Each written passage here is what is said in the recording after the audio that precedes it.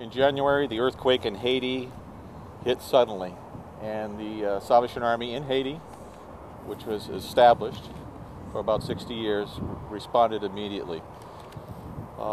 Internationally, though, we wanted to send relief workers and people down to Haiti, and somebody stepped forward quickly to assist by the name of Arthur Stevenson. Arthur is a pilot here with Gulfstream Airlines. He's a member of the Salvation Army. He's a Salvationist, and we're anxious to hear how you got involved with the relief workers and taking people down. Well, on my way home the day of the earthquake, I was listening to NPR, and the news about the earthquake came about, and so we were obviously very interested, knew we would probably be becoming involved somehow. I just knew it. That evening, though, we were a little bit engrossed in watching the TV coverage, and by the time I woke up to the fact that I should call my corps officer and tell him, of our ability to help, it was a little late, so I decided to call him the next morning, calling him at about 6:30. And he said, I'd been thinking about calling you too. So I told him what we were able to do, and he said he'd get back to me as soon as he was able to sort out things with his people at headquarters.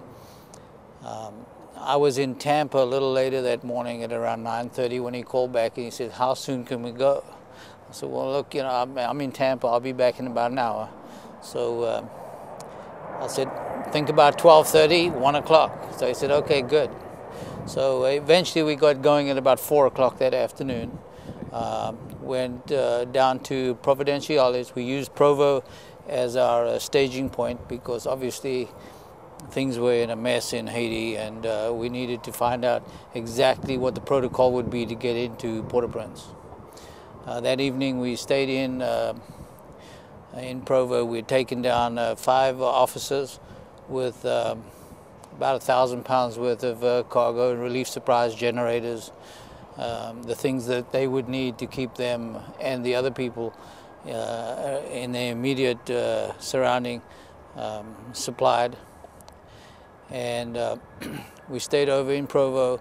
Then the next morning filed a flight plan for Port-au-Prince, not knowing if we'd be able to get in because there were a number of military flights on their way down, because this was a major So you actually started flying towards Port-au-Prince and waited to get permission to land, or did you have to call ahead? Or? Well, we got our clearance to go in, but they told us up front that we may be holding for some time.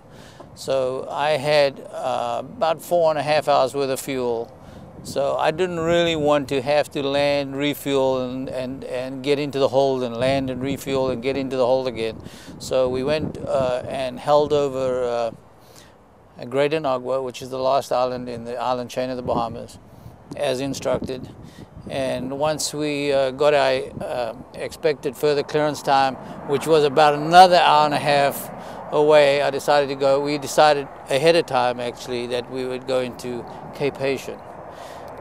And we took the crew into Cape Haitian, where they were able to rent cars, 2 SUVs, and load up everything and start the drive. At least they were boots on the ground in Haiti towards Port-au-Prince. So how many hours did you say from the time you saw that television news and got people within 24 hours, it sounds like? It was before 20. It was probably, within about 24 hours. Yeah.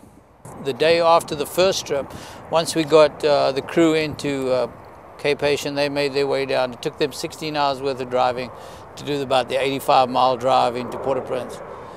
They had an overnight stay en route, and then they were able to establish contact with the military personnel at the airport and advise us because things were very sketchy at that time. And then the day after, we brought 2 airplanes down with more personnel and more goods, cargo airplane and a plane full of people. So we eventually did about 12 trips for the Army, I believe. Wow. Yes, it was a daytime flight into Port-au-Prince, the first time we landed at Port-au-Prince. Yeah. And you could see it looked like Port-au-Prince had been totally bombed by a nuclear bomb. How dangerous was the airport to land? I mean, It was the only civilized place in Port-au-Prince as far as I was concerned. at this point. Yeah. Are you, as a member of the Salvation Army long term, are you proud to be somebody in the Absolutely. Salvation Army? I think it's fantastic. Salvation Army is an absolutely fantastic organization since William Booth started it all those many years ago. Yeah. And this is basically what his vision was, I'm sure. Yeah, yeah, and definitely this is probably one of the biggest disasters the Army's had to get involved with. And you were a part of getting this rolling. Well, we were proud to be. And I know everybody out there that's watching this is appreciative of your service and your commitment to this. And God bless you. Well, thank you, It's a sir. privilege to meet you. Thank you. Great.